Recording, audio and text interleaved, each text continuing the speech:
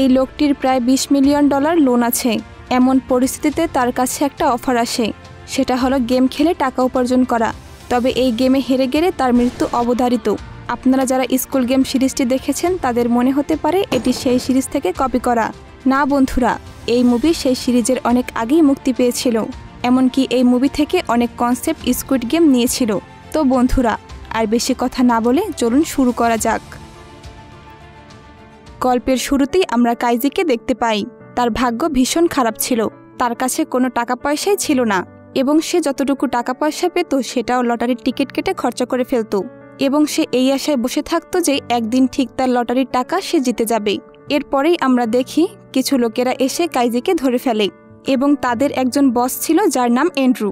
সে কাইজিকে বলে তার বন্ধু অনেক টাকা ধার নিয়েছিল এবং তারপর থেকে এখন আর তাকে খুঁজে পাওয়া যাচ্ছে না। আর যেহেতু কাইজি তার গ্যারান্টি নিয়েছিল সেই কারণে এই লোনটা এখন তাকেই দিতে হবে এবং তার লোনের পরিমাণ ছিল প্রায় 20 লাখ ইয়ান। এসব শুনে কাইজি তাকে বলে তার কাছে একটা কানাকড়িও নেই। এই কথা শুনে অ্যান্ড্রু কাইজিকে আজ রাতের একটা গ্যাম্বলিং শিপের ব্যাপারে জানায়। সে এটাও জানায় যে তার ভাগ্য যদি ভালো হয় এবং সে যদি খেলাগুলো জিতে যায় তাহলে তার সমস্ত লোন মাফ করে দেওয়া হবে। এবং যেহেতু কাইজির কাছে আর কোনো উপায় ছিল না, তাই সন্ধ্যাবেলা কাইজি সেই জাহাজটায় চলে আসে। এরপরেই কাইজিকে একটা বড় হলঘরে নিয়ে যাওয়া হয় এবং সেখানে তার মতো এমন অনেক অসহায় লোকেরা ছিল যারা আজ রাতে তাদের ভাগ্য দেখতে এসেছে। কিন্তু তাদের মধ্যে কেউই এটা জানতো না যে এইখানে যদি তারা হেরে যায় তাহলে তাদেরকে মৃত্যুর থেকেও একটা ভয়ঙ্কর শাস্তি দেওয়া হবে। এরপরেই আমরা সেখানে এই গেমের হোস্ট টনিকে দেখতে পাই এবং সে এখানে এসে সমস্ত প্লেয়ারদের এই গেমের রুলের ব্যাপারে জানিয়ে দেয়। প্রত্যেকটা প্লেয়ারের কাছে মোট 3টা স্টার থাকবে এবং একটা স্টারের মূল্য প্রায় 1 লক্ষ ইয়ান।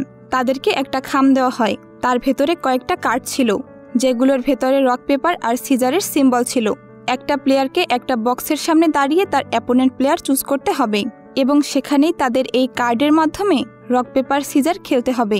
আর যে প্লেয়ারটা হেরে যাবে তাকে তার একটা স্টার খুলে বিপরীত প্লেয়ারকে দিয়ে দিতে হবে এবং সেই 2টো কার্ডই তাদেরকে ওই বক্সের ভিতরে ডিপোজিট করতে হবে।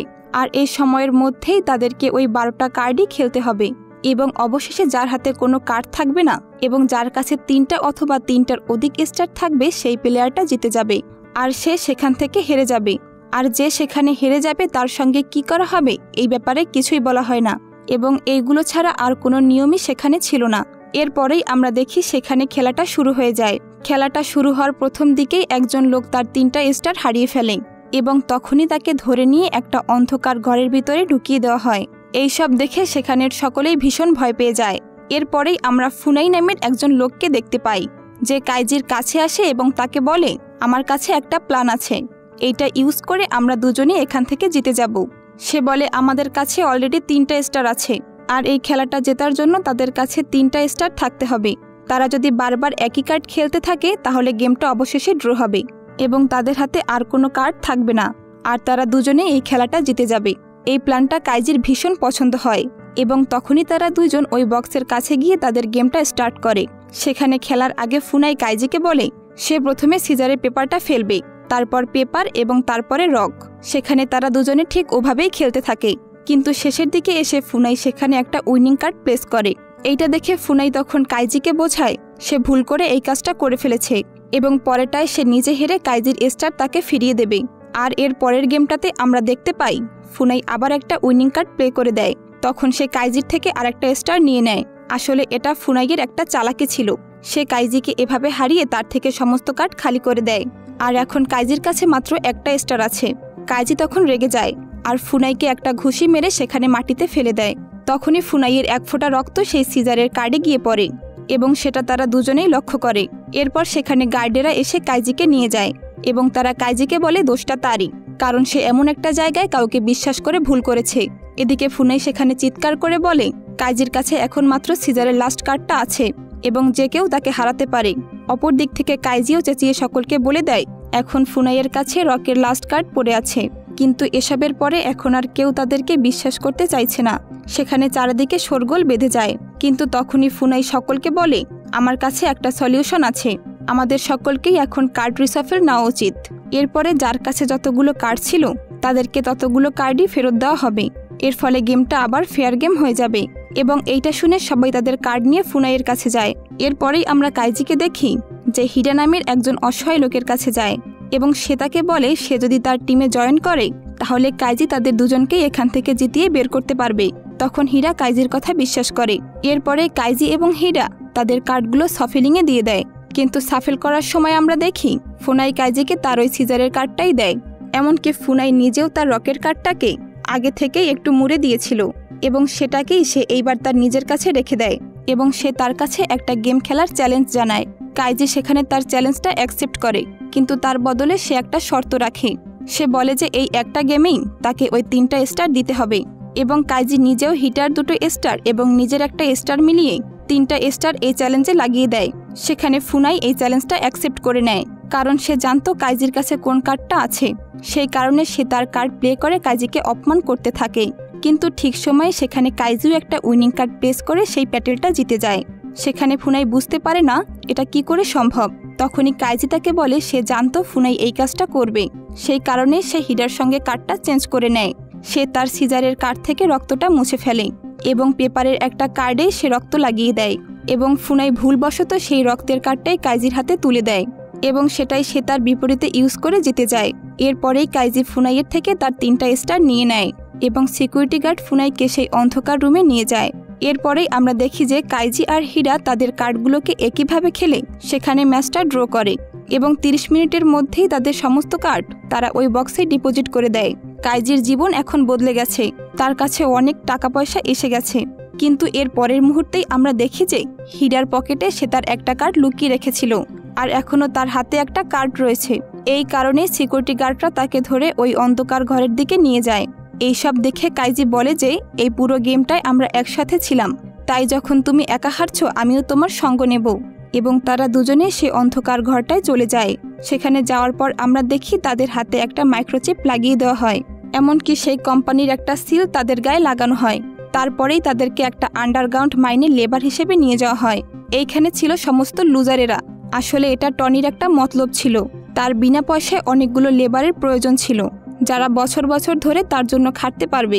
এদেরকে মোট 15 বছরের জন্য এইখানে কাজ করতে হবে। আর তাদের শরীরে যে মাইক্রোচিপটা রয়েছে সেটার কারণেই তারা এখান থেকে পালাতে পারবে না। প্রতি মাসে তাদেরকে বেতনও দেওয়া হবে, কিন্তু সেটা অনেকটাই কম। দৈনিক তাদেরকে মাত্র 150 টাকা দেওয়া হতো।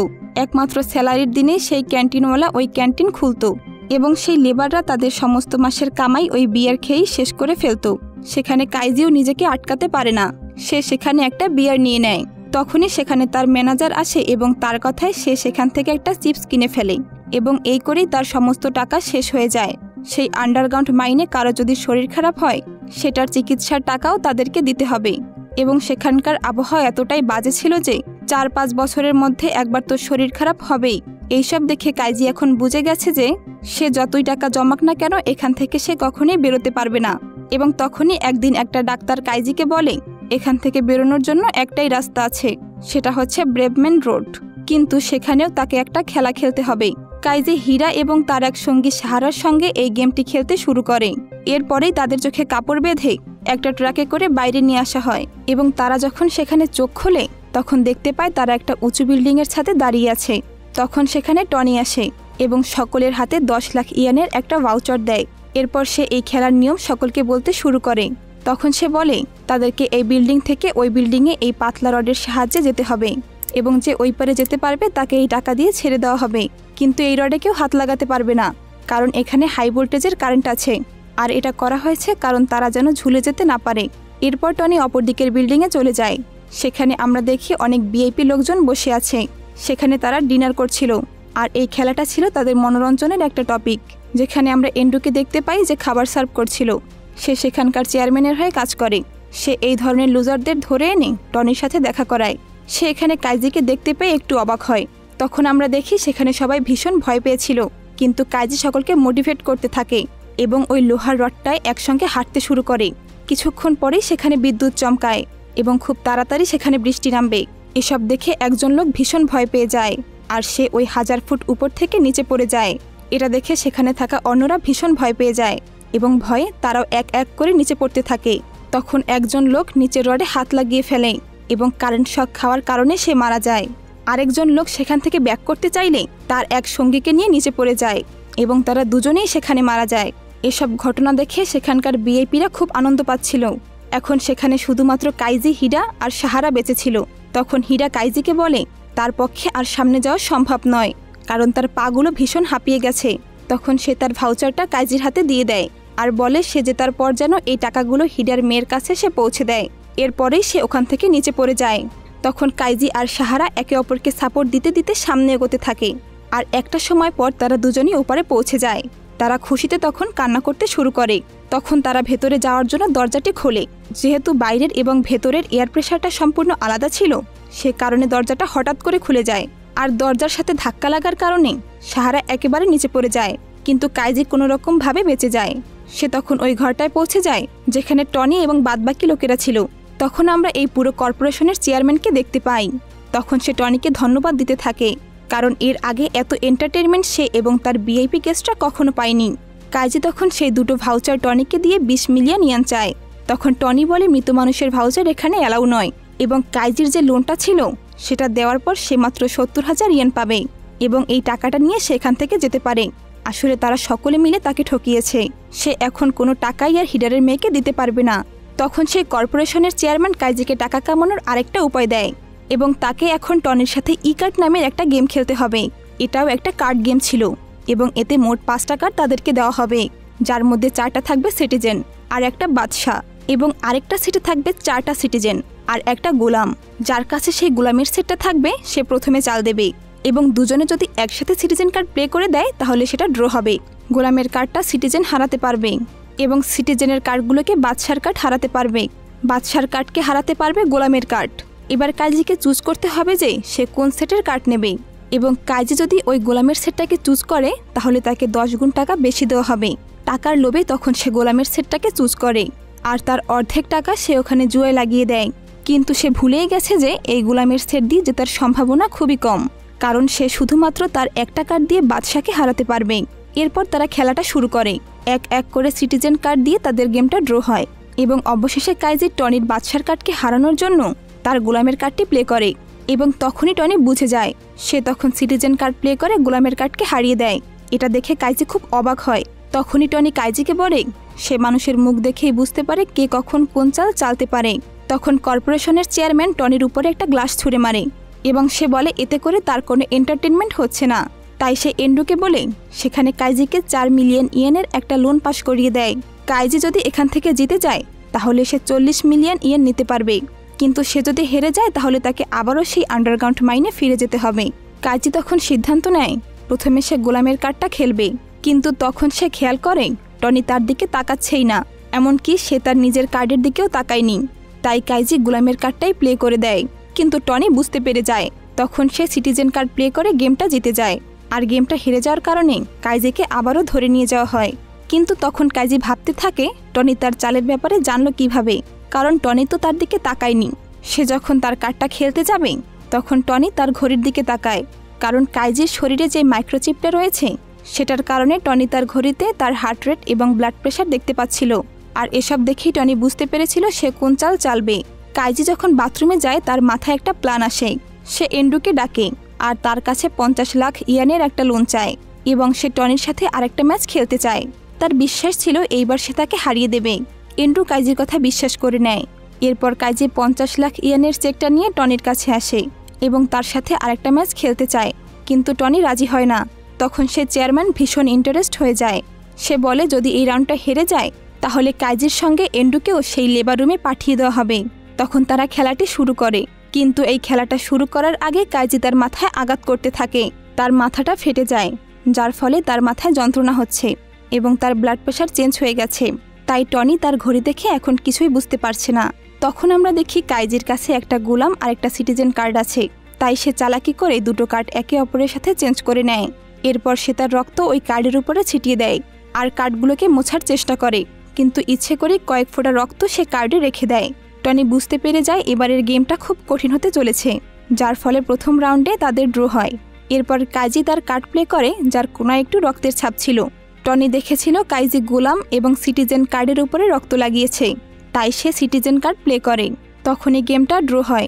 এখন তাদের কাছে মাত্র 2টা কার্ড আছে। এইবার হয়তো বাদশা মারা যাবে নয়তো গোলাম। কাইজি দ্বিতীয়বার কার্ড প্লে করে এবং সেই কার্ডের কোনায়ও একটু রক্ত লেগেছিল। টনি ভাবে সে নিশ্চয়ই গোলামের কার্ড প্লে করেছে। টনি যখন সিটিজেনের কার্ড প্লে করতে যাবে তখনই সে ভাবে কাইজি এতটাও বোকা নয়। সে রক্তের দাগ না মুছে হয়তো গোলামের কার্ড প্লে করবে না। সে বুঝতে পারে গেমের আগে কাইজি তার কার্ড দুটো বদলে দিয়েছে। তার মানে যে কার্ডগুলো কাইজির কাছে আছে দুইটা কার্ডই আসলে সিটিজেন কার্ড। তাই এখন কাইজির কাছে যে কার্ডটা আছে সেটা সিটিজেন কার্ড। তখন টনি সেখানে বাদশার কার্ড প্লে করে দেয় এবং সে কাইজিকে লুজার বলে অপমান করতে থাকে। তখন আমরা দেখি আসলে এই কার্ডটাই গোলামের কার্ড ছিল। তখন কাইজি টনিকে থ্যাংক ইউ জানায়। আসলে টনি এখানে কাইজির প্ল্যান বুঝতে পারেনি। কাইজি আসলে কার্ড বদলানোর নাটক করেছিল। আসলে সে কোনো কার্ড বদলায়নি। চেয়ারম্যান তখন টনিকে খুব মারধর করে আর তাদের কোম্পানির হয়ে এতগুলো টাকা হারার জন্য তাকে লেবার হিসেবে পাঠিয়ে দেয় এবং কাইজিকে 10 গুণ টাকা বেশি দেওয়া হয়। এরপর এন্ড্রু আর কাইজি একটা পার্টি করে আর 500 মিলিয়ন থেকে 300 মিলিয়ন সে এন্ড্রুকে দিয়ে দেয়, কারণ সে তাকে বিশ্বাস করে লোন দিয়েছিল। কিন্তু হঠাৎ করেই কাইজি অসুস্থ হয়ে পড়ে, কারণ এন্ড্রু তার খাবারের সাথে ঔষধ মিশিয়ে দিয়েছিল। এরপর কাইজির যখন জ্ঞান ফেরে তখন সে দেখে এন্ড্রু তার সমস্ত টাকা নিয়ে পালিয়ে গেছে। তখন কাইজি এন্ড্রুর লেখা একটা চিঠি পায়। সেখানে লেখা ছিল এন্ড্রু তাকে যে লোনটা দিয়েছিল তার ইন্টারেস্ট প্রতি 30 মিনিটে বাড়তে থাকে, আর এসব মিলিয়ে যে টাকা হয় সে এখান থেকে তাই নিয়ে গেছে। কাইজির জন্য সে 28 লাখ ইয়েন রেখে যায়। এরপর আমরা হিডার মেয়েকে দেখতে পাই। সে একটি বারে কাজ করছিল। তখন সে ওখানে একটা চিঠি পায় আর সেখানে তার বাবার রেখে যাওয়া ভাউচারটা ছিল। কাইজি তার কথা মতো হিডার মেয়ের কাছে টাকা পৌঁছে দিয়েছে, কিন্তু তার কাছে এখন আর কোনো টাকা নেই এবং তার মাথায় কোনো লোনের প্রেশারও নেই। আর এই মুভিটা এখানেই শেষ হয়ে যায়।